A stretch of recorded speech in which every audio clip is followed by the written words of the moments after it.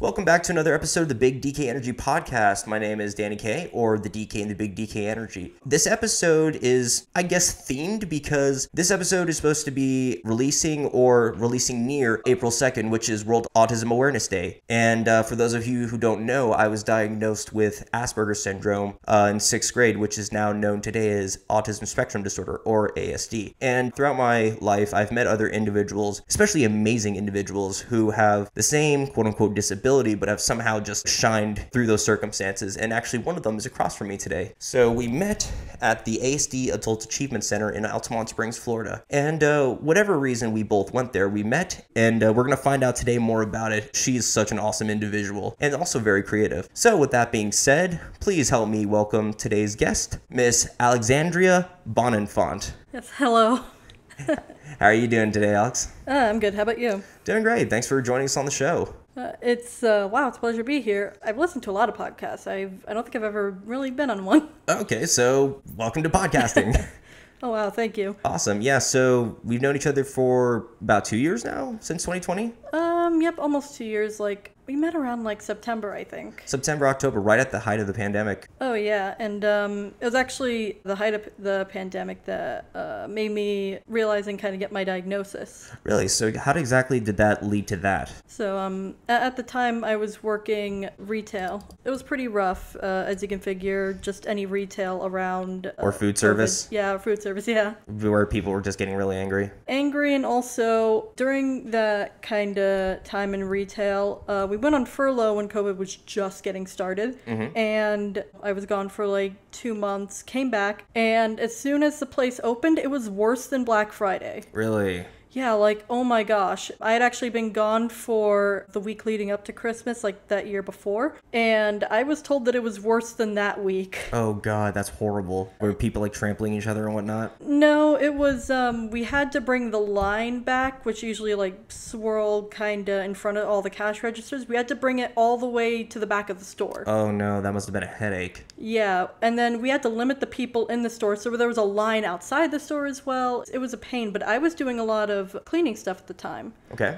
So I'd only had one job before, and it was rough on me, and I was kind of curious, hey, why is this affecting me so much, and why do I have such bad luck getting a job? Because there was a year gap before me quitting my first job before moving, and then getting this one. So I'm I want to find a different job, but I'm terrible at job searching. And my friend actually recommended VR to me, and I'm I don't have a disability. And he said anxiety counts. As long as it's debilitating enough, they can help you with that. So I actually put in an application for VR, and I mentioned during the phone call with my... counselor? My VR counselor, I couldn't remember the word, that I may be autistic because a few people mentioned it. I did some research on my own and kind of looked up a lot of the symptoms, and I was talking about it with a couple friends as well. So I thought I'd bring it up and mention it, especially because I'm okay, I'd love to know, because I had gone through kind of a test when I was,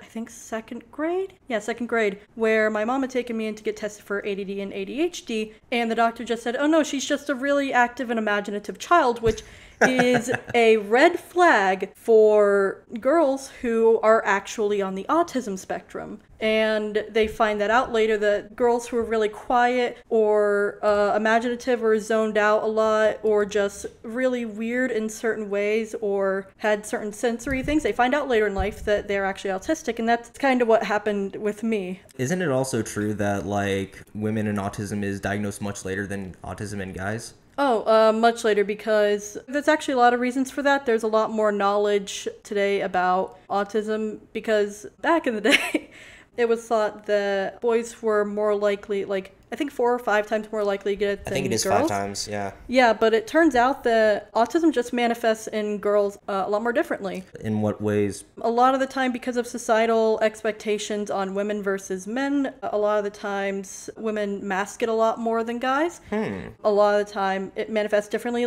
I was always the quiet kid and the one who behaved the most. So it's oh, she doesn't have a behavioral thing, so we shouldn't investigate this. Therefore, and because she's not doing these specific mannerisms, she doesn't doesn't have it. Got it. Because, not gonna lie, even I was diagnosed much later, because everyone's Really? like diagnosed when they're 2, but I was diagnosed in 6th grade because, well, you know, you mentioned something about culture stuff, and even though that my mom was not on the spectrum, she was from South Korea, and so like when my aunt brought up, she saw a segment on 60 Minutes about Asperger's at the time, and so she saw the signs, and then she went up to my dad and said, I think Daniel has Asperger's. And so my mom, I don't think she felt any shame per se, but she, you know, she didn't want to think that anything was quote unquote wrong with her kid. And so I guess I never really got the diagnosis until much later in life. So like right now, I worked on it a lot during college, but we have problems with like social cues, you know, initiating conversations sometimes. So how we were talking about my bold and brash painting before. One of the things that I've done during my research about autism or ASD is that there's this thing that individuals like us go through called echolalia, or that's one of the symptoms. And so what it means is that, like, you know, when we see something on TV or movies, turns out we like to just copy that because, you know, that's just how we communicate. And so I was like, holy crap, that's me, because Oh my gosh. that's actually how. So I was on a cruise doing a talent show with all my cousins and, you know, with the rest of the kids on the cruise. And so for my talent, I just recited this one scene from The Simpsons and this one from Grim Adventures of Billy and Mandy. Oh, nice. And so, like, of course, everybody was a kid, so what does he deserve? First place.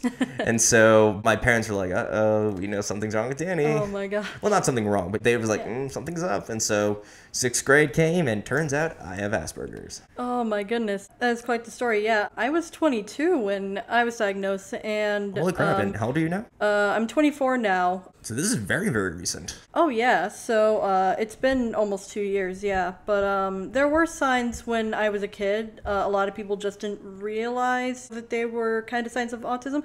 Like, for a lot of people, I wouldn't look eye contact. Like, if I knew them, I'd look them in the eyes. But if I started, like, rambling on, I'd look other places, because looking back, it may kind of double layers a sensory thing. Like, I turn off my visual processing, I can focus more on thinking.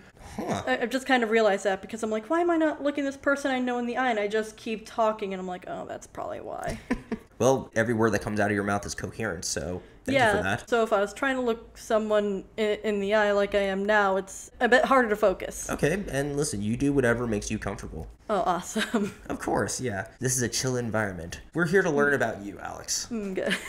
Awesome. Thank you. So I found out about the ASD Achievement Center because, not gonna lie, when I was much younger, autism had more of a stigma back in the early 2000s, and so I thought I was quote unquote RETARDED.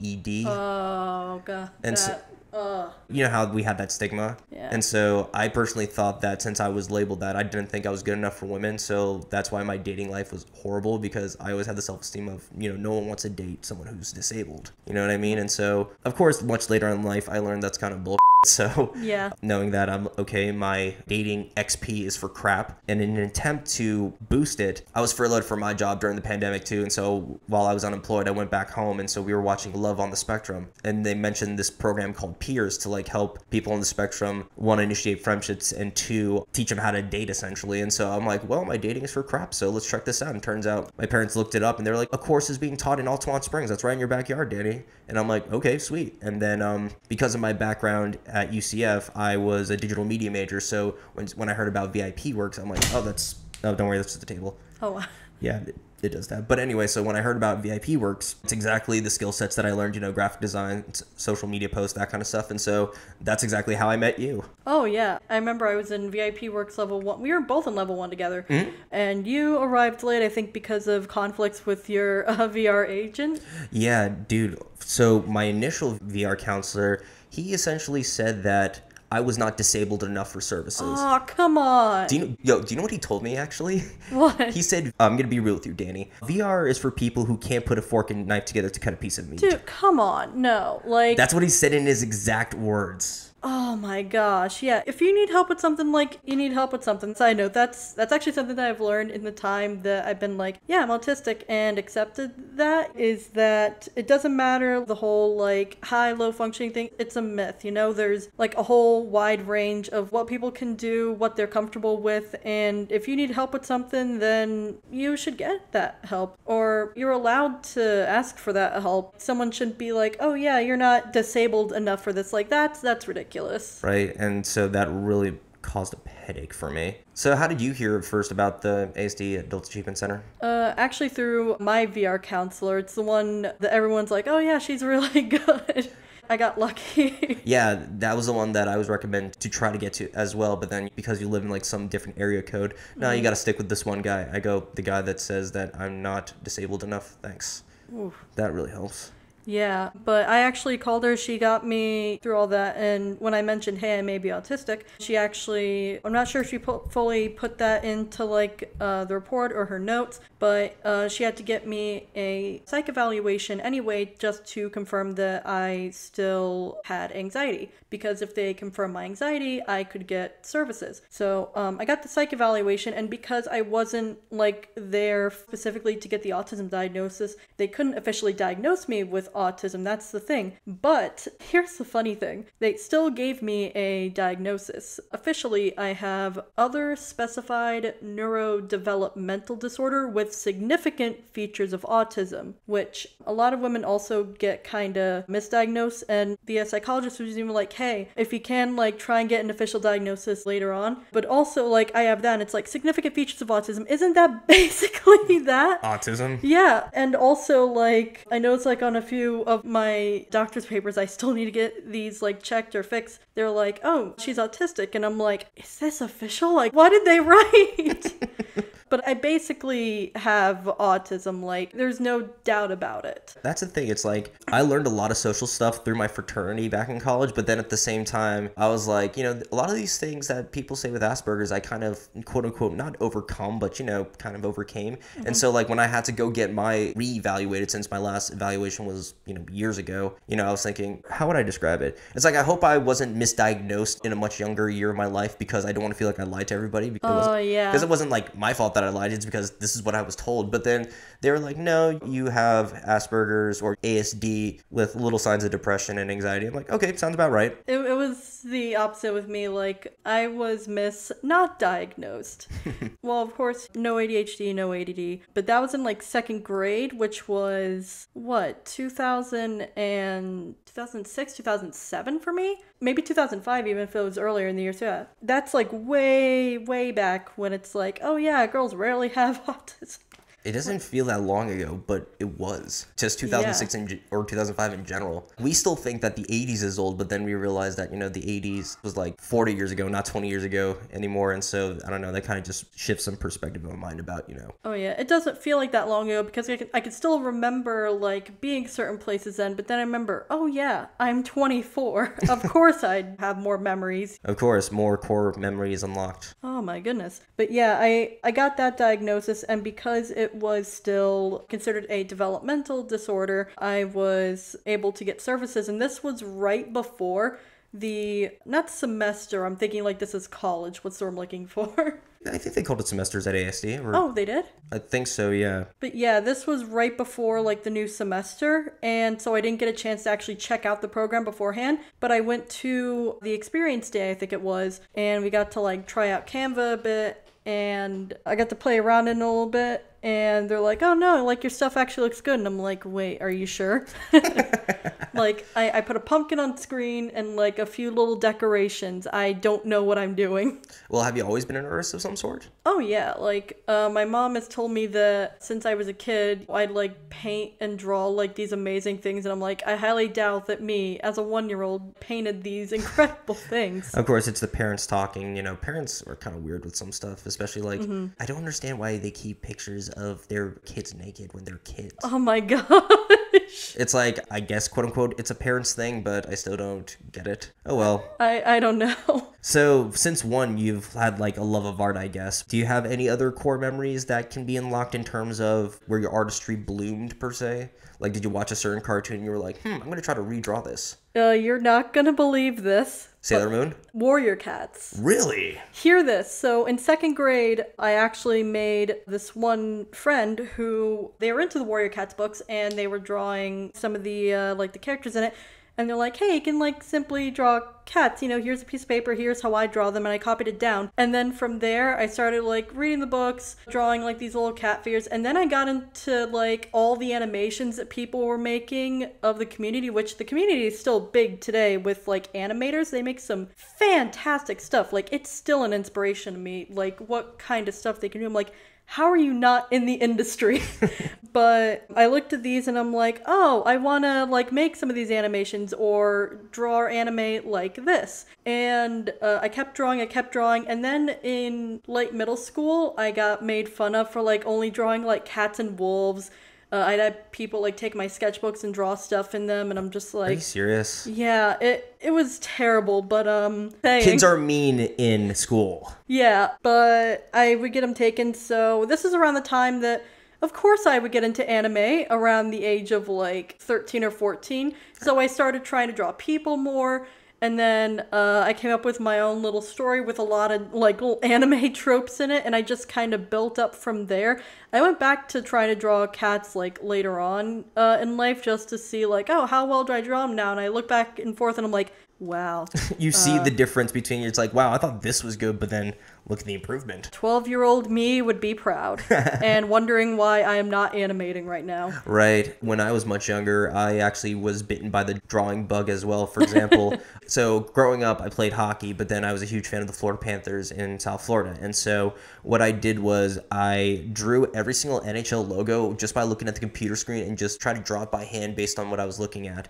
And there was a cartoon camp that I went to in 6th grade. He's an animator that apparently worked on some of the early Transformer comics. But anyway, I actually went for that one summer, and it was pretty cool. But it's just that, I saw some of the talent that the other kids have, and I got really discouraged really quickly. I'm like, okay, maybe this isn't for me. Oh, no. Yeah, it's just like, I can't draw a human face without, like, making it too cartoony. Ugh. Don't worry, you'll get better. I was just today actually drawing some of my characters for a comic that I want to do in, like, the far future, when I actually get a little bit more comic experience. But I was looking at some of the first drawings that I made from them from back in 2017. And I know it's 2017 because I came up with this idea in like the few months that I was in college. And they had like this sci-fi competition going on. I'm like, I want to make a sci-fi story as well. That sounds cool. The thing is, it's changed a lot since then. Some of the designs or some parts of the designs are the same. But I drew the same character. I found that old art while organizing my files.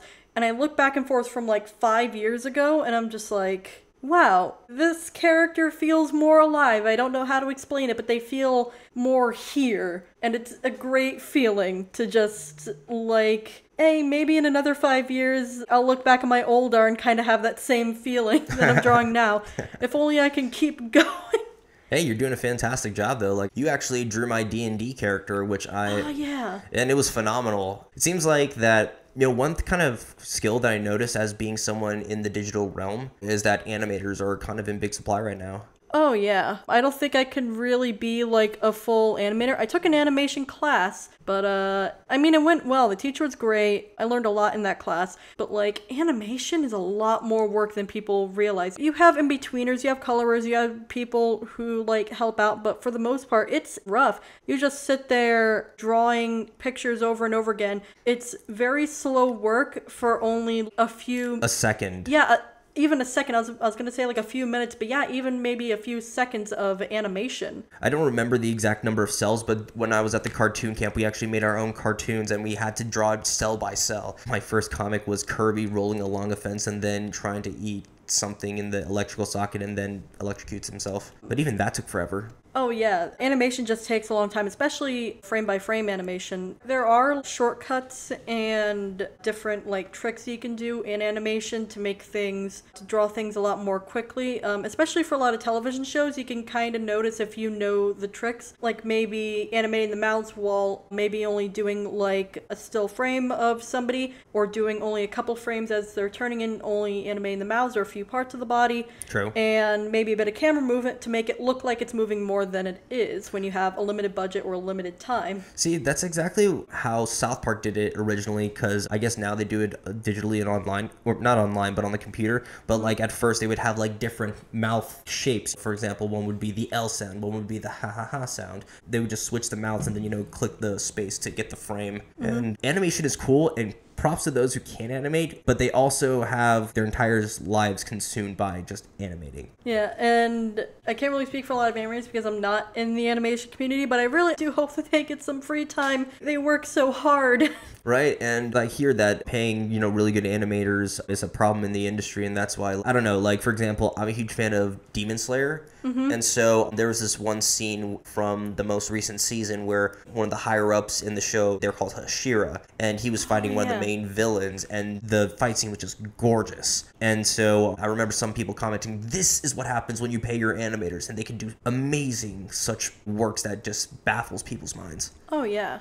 Yeah, for real. Animators are some people I really, truly respect, and especially since, like, I've been on an anime binge recently. But, you know, it's like we, as designers, though, have the skills to eventually to possibly do those stuff. I mean, do you use any, like, animation studios, like, at home? I used to use a couple. I don't animate a lot now. Clip Studio Paint has, like, an animation feature on it that I've made a few things on.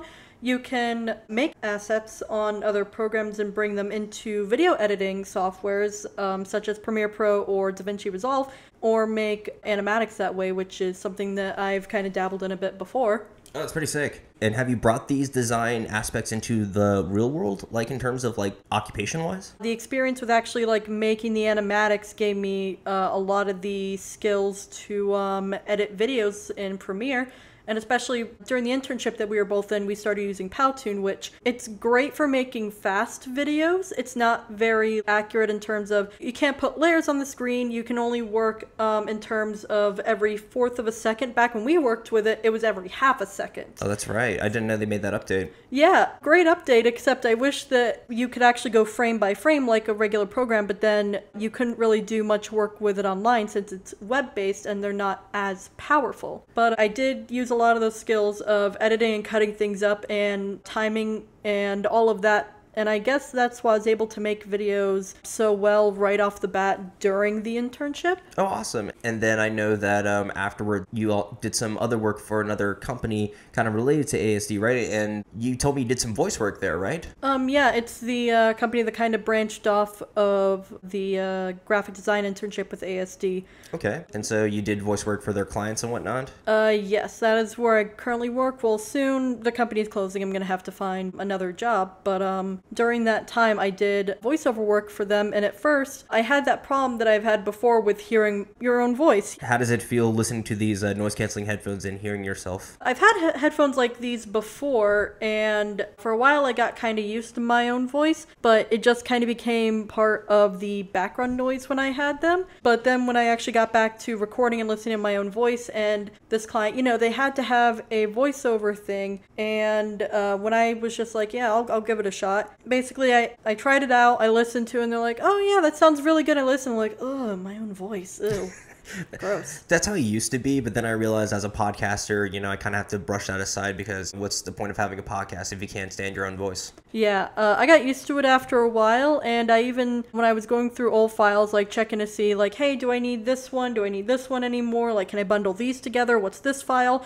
I listened to my voice again, and I realized, I'm like, wow, I speak a lot more confidently in these. And that one client who was like, yeah, this person sounds too robotic. I'm like, wow, that's a compliment. But I had to speak a bit more, yeah, I had to speak with a bit more flair to my voice. That actually helped me with getting my voice, like, actually out there and getting it used to kind of a performative tone, if that makes sense. Yeah, it totally makes sense. Not like too much like, you know, the old radio people that sound like this. Why do they talk like that? Do you know? It's called the transatlantic accent. I don't know why they do it specifically. I just know that it just exists. Oh. Yeah. You know, you roll your eyes and all that other stuff. And oh, okay. I don't know. It's just, you know, I've always wanted to be a voice actor, but dad killed the dream when I was young. You know, typical. And I don't know. Just being a voice actor just seems really cool. Like, for example, would you take the voice acting skills that you've taken from your design jobs to, like, your own animations per se, or like do you have any thoughts or even any inklings of possibly wanting to start like an animated web series of some sorts? If it was, then unless I had some people to help me with it, it would probably be more animatic than anything, just because of how much work it is. And what is animatic specifically? Specifically, from what I hear, it's more of like, you know what a storyboard is? Mm-hmm. Yeah. That, but in a way that looks animated. Oh, okay, got it. Yeah, it is an animated storyboard. Like, that is the basics of it. And a lot of people have taken it to extremes where they are borderline animations with the amount of detail that they have.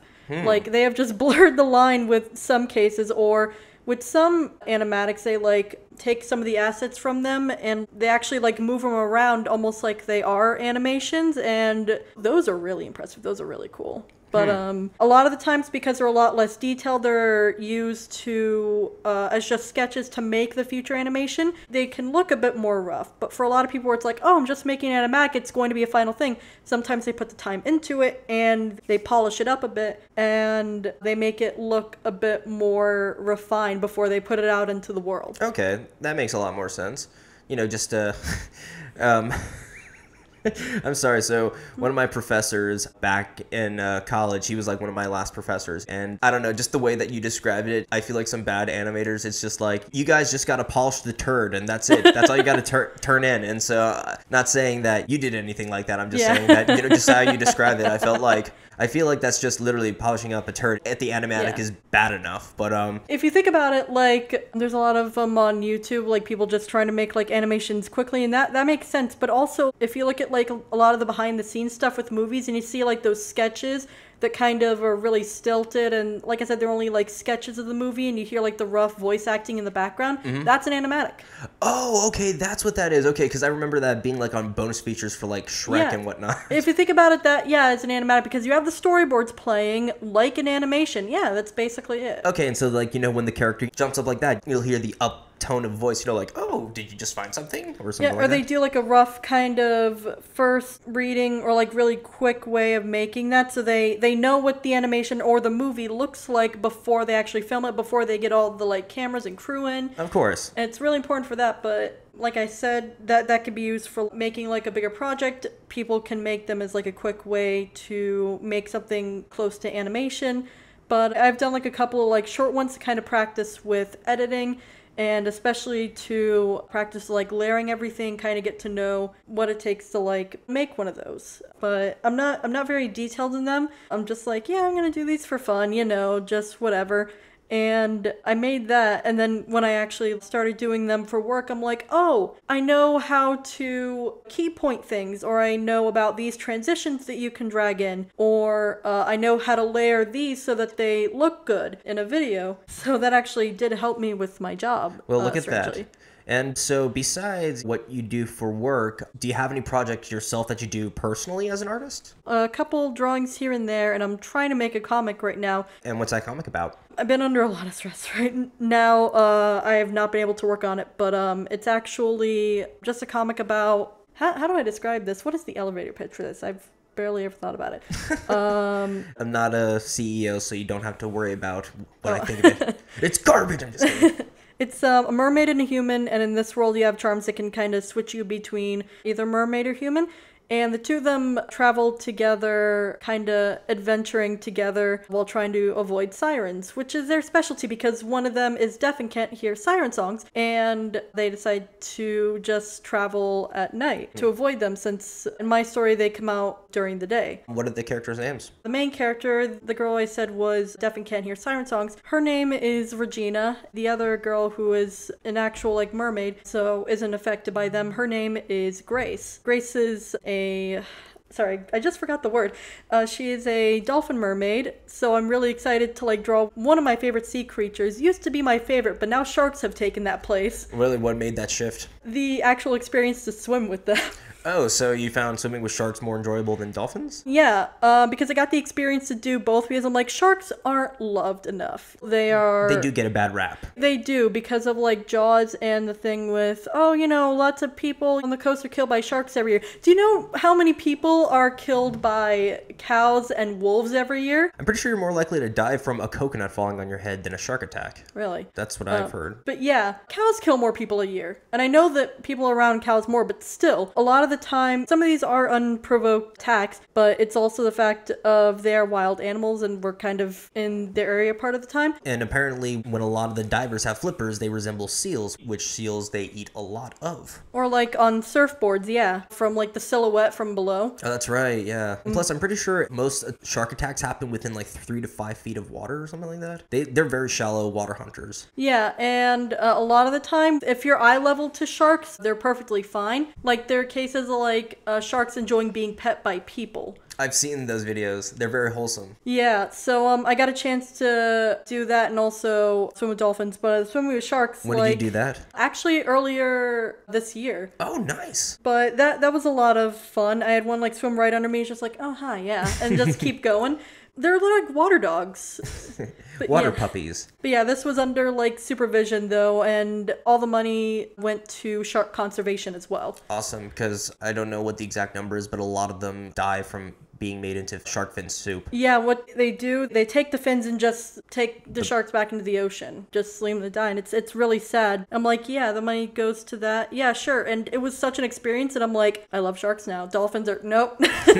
Plus, if anything, I've actually heard that, you know, dolphins, they're smart and everything, but then I also hear that they can get kind of violent. They're terrifying. One of my favorite videos now is a video titled, Why People Should Be Afraid of Dolphins and Not Sharks. Oh boy, what are some of the reasons that they bring up? There's a lot. Oh my goodness. Dolphins, I think, are responsible for deaths, which people aren't really aware of. There's just a lot of reasons. I'm going to show you probably afterwards, but just the fact of just a lot of stuff. I think one of the things actually was some dolphins go out of their way to bully sharks. Oh yeah, I've read that too. I'm like, oh, come on. Was it Flipper that was the dolphin movie? I think it was Flipper. There's a few dolphin movies. Yeah, I know Free Willy's about an orca. Yep, and then, wait, yeah, there's Flipper, and then there's Dolphin Tail. Dolphin Tail? Yeah. I mean, I remember Fish Tail. Oh yeah, Dolphin Tail, never mind, that was a live action movie. I just think of Fish Tail. Oh yeah. With like Will Smith and Jack Black in that animated film. Oh, Shark Tale, right. Yeah. Oh, I remember, oh my gosh, Lola, that is a meme. don't leave me, Lola. I'm not a loser, I'm a wiener. I forgot about that. God, the memories of Shark Tale. But yeah, so You'll be sleeping with the fishes. The dead ones. But yeah, I just love anything to do with the ocean. So I'm like, okay, I get to draw basically this cool like dolphin mermaid, because I haven't seen much art of like dolphin mermaids either. And that's a very new concept now that I think about it, because everyone thinks that they're just fish, but you know, you actually thinking, I wonder if we can make them part dolphin. Yeah, so, and then the other character, the one who can, like, has a charm to change into a mermaid, she can change into, like, a Stingray Mermaid. Her design, I really had to get down. Stingray Mermaid? Is it like only a head by where, like, the mouth is? No, it cuts off at about, like, the waist, and there's, like, the stingray fins and the stinger tail. Yeah, it took a while to get the proportions right, but I did find a design that actually worked, and I'm going to have this be a comic, like, without dialogue, because I'm like, I want to practice actual like visual storytelling like the two of them bonding through the whole adventure. That's awesome, especially since like I really respect pieces of media that require no sound but can still tell a story. For example, like those animated shorts that you would see at the beginning of every Pixar film. Not a single word needs to be uttered, and yet you know that there's a story going on. It takes a lot to learn that skill, to like really hone it and make it good and watchable. Not saying that you don't have it in you. I'm just saying that. Oh yeah. It always baffles me whenever I just think they literally say nothing, and yet I was able to feel something. Oh yeah. I'm working on that one like a little bit more. I'm thinking maybe I should take on like a smaller project, because this was meant to be like a small one chapter thing, and then it kind of got out of hand. So I'm like, I want to start on a very tiny idea idea before I go into my other idea, because my main comic idea that I don't want to start now because I know it's going to be a huge project is, I have a name for it already. It's called Frozen Stardust, and it's about just a crew of space couriers kind of exploring more like unknown areas of the galaxy, because they're delivering to like these small outposts that are like discovering new areas, but there's also dangers that come with that. Have you ever seen Futurama? I have not, but that is the response that I got from my roommates when I was talking about some of my ideas. Yeah, it sounds very similar, especially like the space courier part, but you can create your own little cute character cast, and then, you know, from there it can kind of determine where the story goes. Oh yeah, I actually didn't have a plot for this story for the longest time. I just thought, I really want something space themed, because this was the idea that I had during college, where they had a sci-fi writing competition going on. Like, I want to try that, and then like I missed a deadline and I started getting more ideas, because I love space in general, but I also love stories like Star Trek's, the different shows with Star Trek, and just anything sci-fi. Star Wars as well, but I'm like, there's a lot of things that they don't do in these stories that I want to try, and I'm like, why not just make a story about it? And then it kind of has been evolving for the past 5 years. Oh, okay. And lately I've been getting a lot of ideas for it, and nothing else for any other story ideas. I just have the art for it, but brain's like, nope, you're not going to get any more ideas. So that is actually something I need to work on. As much as I've improved lately with my art and how quickly I can design stuff, how many different skills I'm learning, how much I'm branching out, I am not good at storytelling at all. Okay. That's what YouTube's for, and plus, overly sarcastic production should tell you a lot of different tropes that are within stories, so maybe you can create your end-alls from there. Oh yeah, I watch like all their stuff talking about like different stories and tropes. It's just my brain cannot come up with them, and I just need to get better at it. I don't know. Maybe you just need some more animator friends who like you can bounce ideas off of. Yeah, that is true. Unfortunately, I don't think I have any like actual animator friends. Alright, well hopefully people watch this podcast and, you know, shout you out. Yo. That's right, hit her up. I was about to say, I don't think, has anybody actually said their tags on here? I mean, you can if you want to. I normally leave that towards the end, you know, before we head out, if there's anything that you want to promote, kind of thing. Yeah, Supernova Dax. Probably what I'm going to change all my stuff to. Supernova Dax? Yeah. That sounds like a really awesome name. Yeah, like space, and then the nickname that I want to have online. Nice. Have you ever seen a show called Lloyd in Space? I don't think so. It was an old Disney animated series. Yep, I've never seen it. It was pretty awesome. I remember it. Dang, what else was a really good space series? Oh, I don't know if you ever saw Buzz Lightyear Star Command. I didn't, but a lot of people are talking about it again now because of the new movie. That's right. Yeah, I mean, it's like we need to show Buzz's origin story. It's like we kind of already have one, but oh well. Mm-hmm. I mean, we have, like, the toy character for Buzz, because the toy for Buzz thinks that he is Buzz from the... Yeah, that's right. Buzz! You are a toy! You are a sad, strange little man.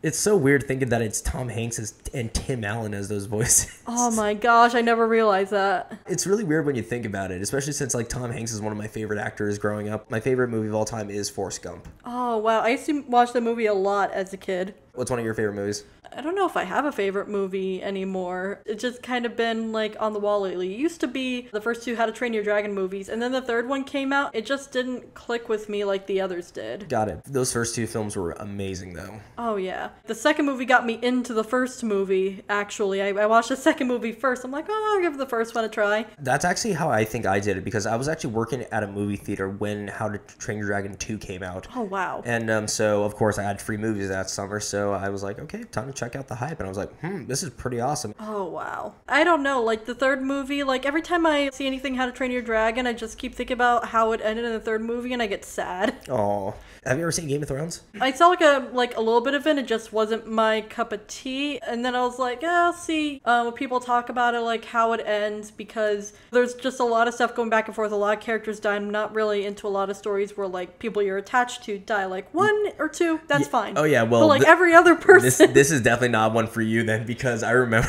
Yeah, everyone dies. I remember I was in an internship one time and I'd caught up to Game of Thrones up until that point, and so these two major characters died, and I had a friend named Sophie, and she was like, man, I really like this king and his wife, and I'm like, oh No. And like I remember I'm like, okay, enjoy it for the next few episodes because they're gonna die. Oh no! And then how it ended too, like from what I heard. That's exactly where I was tying it in with how you think about the third How to Train Your Dragon, because we were all so disappointed at the end. And like I remember watching the last season and I'm thinking, is it me or is the season not good? And so I thought it was just me being like facetious, but then yeah, I think a lot of people pointed out there, but it's a little bit more conflicting with the third How to Train Your Dragon movie. There's a big chunk who love the third movie and say that it wraps everything up like perfectly, and then like the other half of people are like, it's thematically inconsistent, it just wasn't as satisfying, you know? Got it. I've yet to see the third How to Train Your Dragon movie, so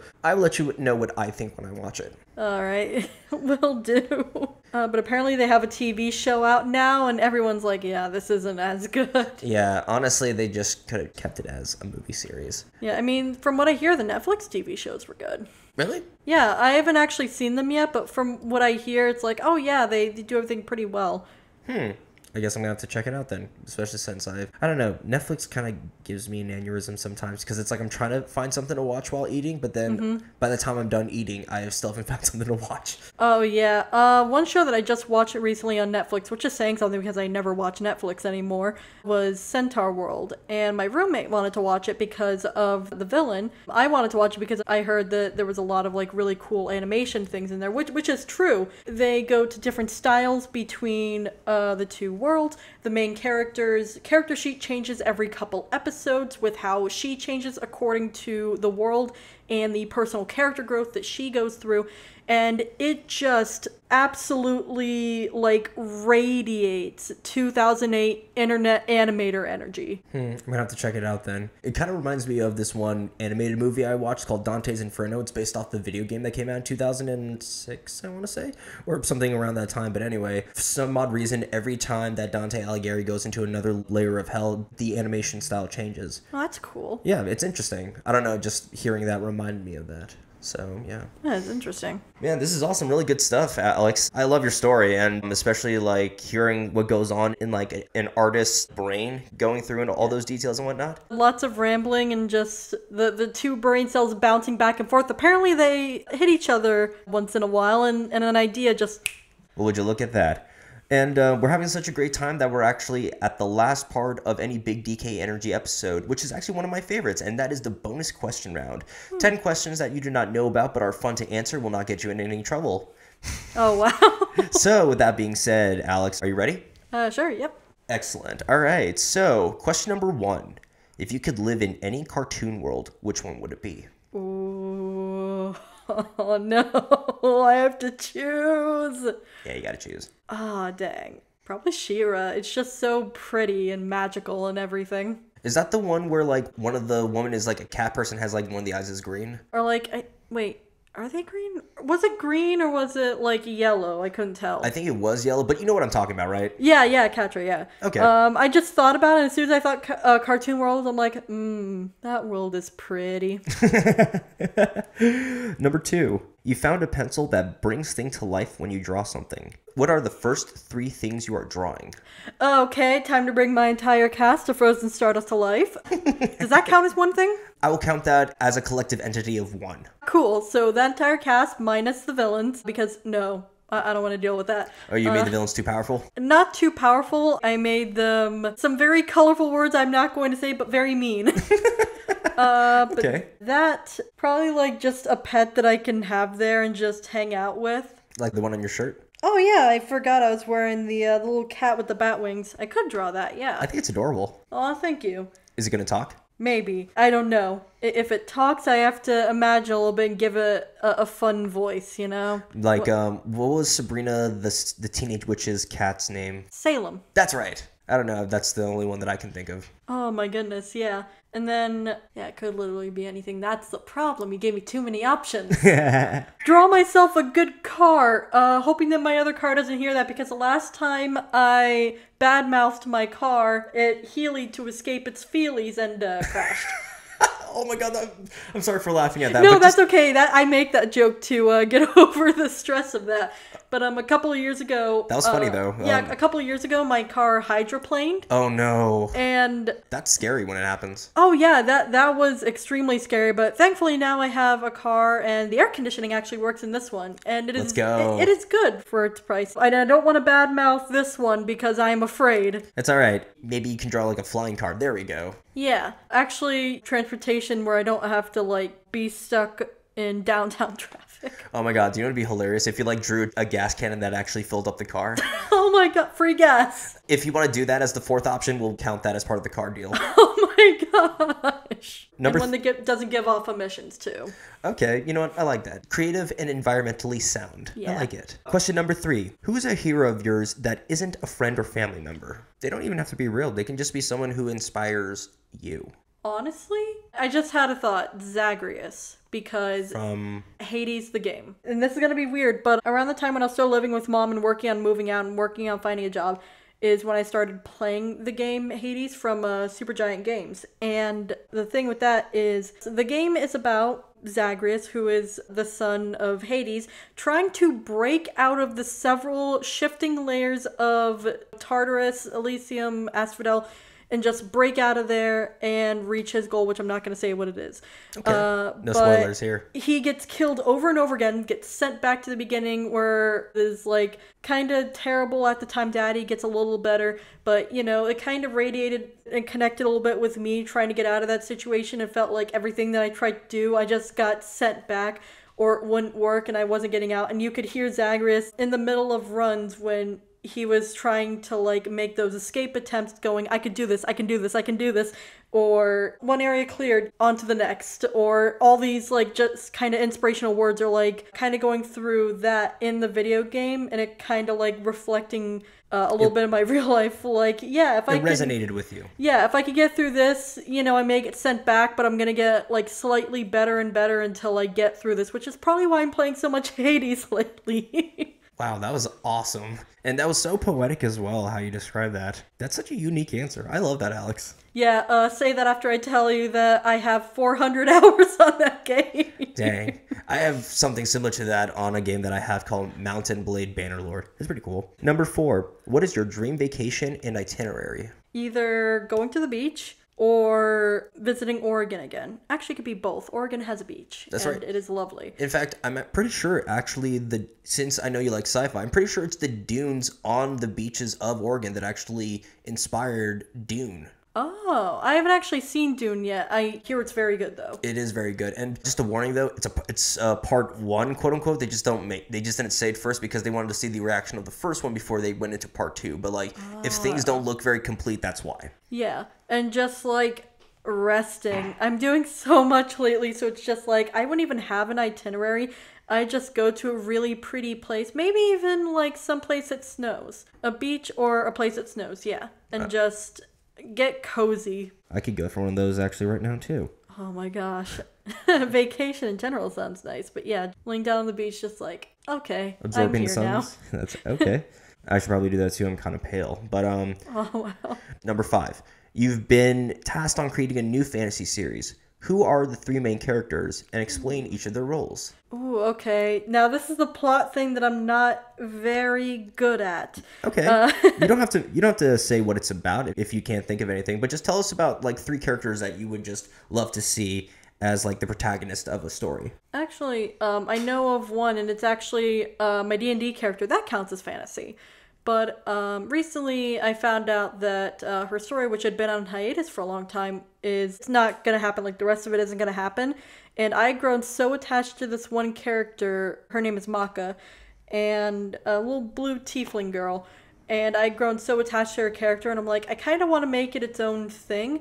And so one of the characters would be her, you know, this blue tiefling, knows druid magic, and in the story she's trying to find her druid mentor who went missing when she was younger. His name is Fennec, so that would probably be the second character. And then the third character, maybe a companion, maybe a villain in this. My DM, who is one of my roommates, actually was saying how our boss in the story currently was going to be our final boss. Like our actual final boss.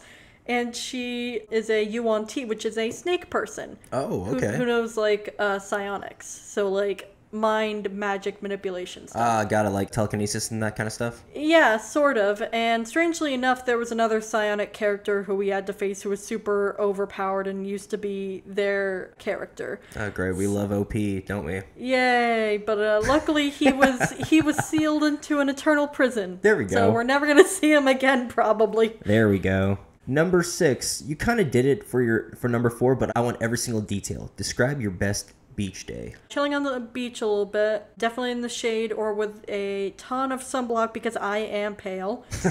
Welcome to the club. Oh my gosh. Is it like really sunny that day? Is it like a moderate kind of chill? Moderate, sunny, I'd say. Probably just, not even surfing, just taking like a board out there and just sitting out in the water. I don't know, I love the water. It's like just sitting out there is like, all right, I'm chill now, and just doing that. I guess it was kind of answered. I just kind of relax and everything. Maybe make a couple sandcastles. Sandcastles are cool. Okay, you know what? I like those, especially like if you like build something like really elaborate. Sure, some people like, you know, put the pail of molded sand on and be like, wow, I made a sandcastle. But then some people like dig moats. They make like, you know, other parapets, and I'm like, oh my gosh, bro. I don't think I could do that. But if I had an entire day to do it, I'd definitely give it a shot. Because wow. Also, I forgot to mention this. No jellyfish. Jellyfish are, some of them are fine, like the little ones, the little tiny clear ones that wash up on the beach sometimes. Those guys are fine. But the ones where you're not sure if they're gonna sting you, no. Actually, something about me. I got stung by a jellyfish when I was a little kid, when I lived on the beach by my mom. And these two surfer girls actually like walked by as a little kid, and they were covered in jellyfish stings like all over their body. And they're like, "Here, try this." And it was just a bottle of vinegar. And apparently, vinegar isn't really helpful for jellyfish stings. I think people have proven now, but still, that was used to kind of treat it. And that's just something about me that's like, okay, I was stung by a jellyfish as a kid, and I just kind of forgot about it for a while until my mom reminded me, and I'm like, oh yeah, that happened, didn't it? Number 7. You discover another planet, and it's your ideal planet. Describe it. So there was this one planet in Frozen Stardust that I want to write about, and it is what's known as a rogue planet. It does not have a sun, so it has no orbit. It is eternally night if you are on this planet, and you can like see like the stars and everything. It is forever wandering, and this planet, like, it's theorized, like, it's way out there theory, but it is possible for some rogue planets to have water underneath them. Really? Kind of as a separate layer. Like, it's just frozen on top fully because, you know, there's no sun, there's no heat. But underneath, it's just, like, this huge ocean. And that is completely, like, speculative. But just that thought of, like, if that existed, because I also love, like, cold and oceany things. So, like, there's this idea in the story that I'm making to have, like, a station on this mostly, like, icy or rocky planet where people can, like, go underneath the ice and just look at, like, this biodiverse, like, oceany kind of ice area underneath. And I'm like, that sounds so cool, you know? That really does. Like, I really hope you flesh that out, and, like, I want to read that when you get that done. Oh, yeah. There's definitely going to be a chapter on that where they, like, stop and, like, drop off some supplies, and they end up helping gather samples beneath, like, the ice and everything, and find, like, this one icy ocean monster. I actually drew, like, a small comic that I don't know where it went, but it's just, like, the main character being dragged down by, what did I call it? Anglerfish squid. And you can see, like, the tentacle coming out of the water. Oh, honestly, that sounds terrifying, especially if you made it, like, really big. I don't think I drew it out. I should draw that out. You should totally draw that out. That sounds cool, but if I could just submit it to, like, Subnautica or something like that. Oh my gosh, yeah. It's theorized there's going to be a Subnautica 3. Subnautica Otherworlds Entertainment, if you're hearing this, here's an idea. Here's the second 4546b planet. Just icy world, only you can't come up for oxygen. I know people have done that before for mods, but I guess below 02? I don't know. But yeah, just a little side idea that I think a planet that existed that would be cool. Dang, that's really cool. Actually, I don't know why. I feel like I'd want to go camping on there for the weirdest reason. Anyway, number 8. What character in Frozen Stardust do you think resembles you the most? Zoe. The main character is Zoe, and I made her the main character because of how much I felt connected to her, so I felt like I could write her and her struggles the best. In the story, I don't know if I'm going to explicitly say it or just hint at it, but I think I am just going to hint at it that she is also autistic and has a lot of trouble, like, communicating with people, with dealing with a lot of things all at once, gets overstimulated, and yet she becomes the captain of this ship that goes on these kind of lonely and sometimes, and unknowingly at the time, really dangerous missions. And she has to be like the captain of this crew of 4. She has to handle a lot that comes up unexpectedly. That ocean planet, what she's gonna do with pirates stealing stuff from her ship because it's out in the middle of nowhere, no one's gonna know this, or with really weird shipments that they have to make that can sometimes be a harm to her crew that she has to deal with. And for me, I've been able to come up with some of those ideas lately because of all the weird stuff that's happened to me lately and just what I've had to deal with, and also with discovering myself. With her, she is, especially starts the story very reserved and doesn't really know what she wants to do. But then in meeting her crew, finding friends who become her crew members, she starts to open up a lot more. She starts to take on a lot more responsibility, and being okay with her crew members taking on some responsibilities that she can't. And later on, she does have this huge setback where, I'm not going to spoil like too much, but she does step down from being captain because of something that happens. And that's like this huge thing for her that she has to kind of decide, where one of the other characters becomes the captain instead. And I'm trying to plan out what happens with that. But I do know that that is a big kind of time of self-discovery for her, and I just know that I connect with her a lot with just her anxiousness and a lot of the struggles that she goes through and getting overwhelmed easily. I freaking love that, Alex. Oh, thank you. And I really can't wait to read this comic when you get around to finishing it. Yeah, it's gonna be a while, but this is the comic that I really, really, really want to write. Number 9. What's a far-fetched goal you have on your bucket list? That comic, definitely. Or at least making a comic, if not this one. Which I know that I can do that now and finish it. Executive dysfunction and trouble writing stories is the thing. Also a lot of stress lately with, of course, finding job stuff and all that. But yeah, it can be stressful, you know? But that's like the one thing that I want to do, because that's kind of what I decided. I'm like, hey, I really want to make comics. This really radiates with me and nothing else has, despite the fact that I'm not the best at making stories.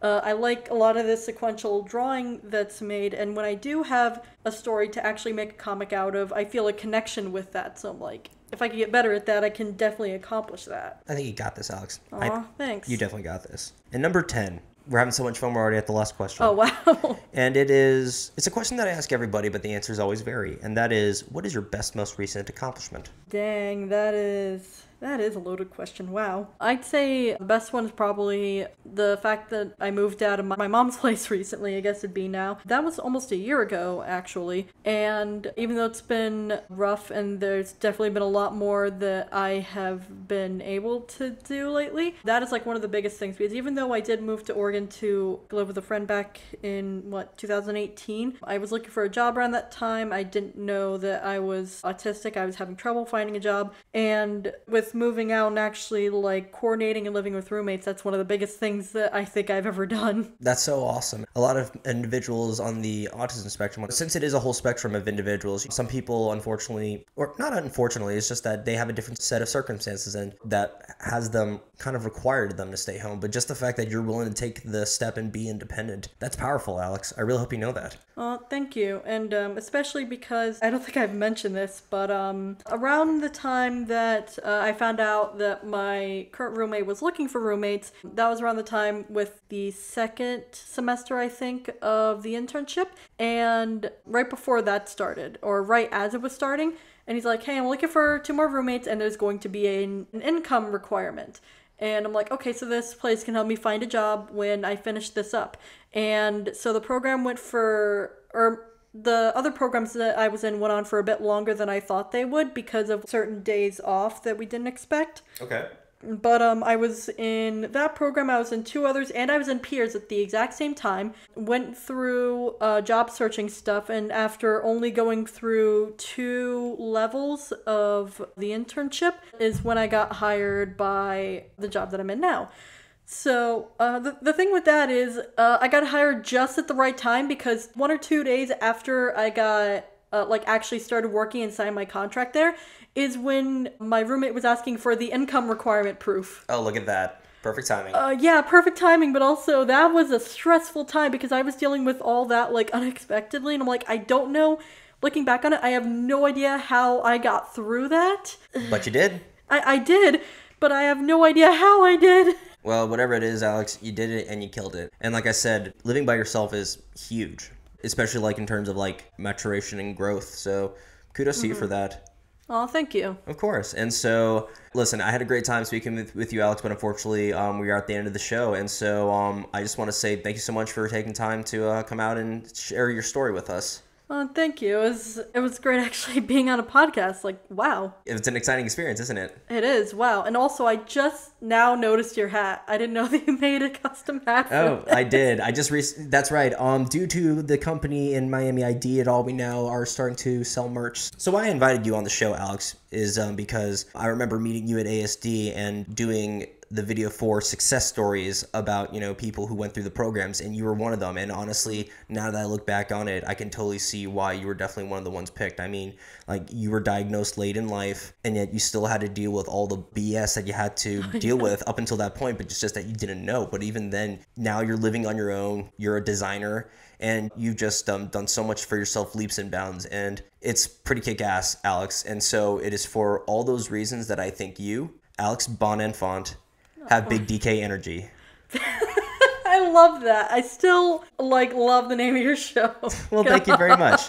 Well, now you have big DK energy. Nice. Awesome. So I don't know if she's on any socials, but we're going to put all the links to her work in the description box below. And she's also great at animating things. So if you ever need like an animator or an artist to draw you a cartoon of some sort, she's definitely someone to hit up about that. And before we close today's show, Alex, is there anything you want to say or promote? Probably just saying I don't really animate a lot unless you mean like really tiny GIFs and stuff.